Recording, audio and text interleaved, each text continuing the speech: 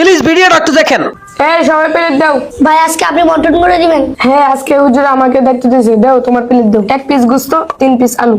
এরে আমি তো গোস্ত পাইলাম না, গোস্ত তো শেষ হয়ে গেল। এমন কেউ আছো যেন গোস্ত খাবে না? এটা কোন কথা বললো? গোস্ত তো 1 পিস, আর কে না খাবে? আমি জানতে চাইছিলাম গোস্ত খাবে না কে। 1 পিস করে দিয়া আবার ফিরানোর বাহানা। সমস্যা নাই, আমি গোস্ত ছাড়াই খেতে পারি। মাশাআল্লাহ, আজকে তোমাদের খাবার কেমন হয়েছে? হুজুর আজকে গোস্ত অনেক মজা হয়েছে।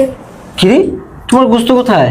হুজুর বন্টন করে গিয়ে দেখি গোস্ত নয়, গোস্ত শর্ট পড়ছে। তাহলে তুমি গোস্ত ছাড়াই খাবে?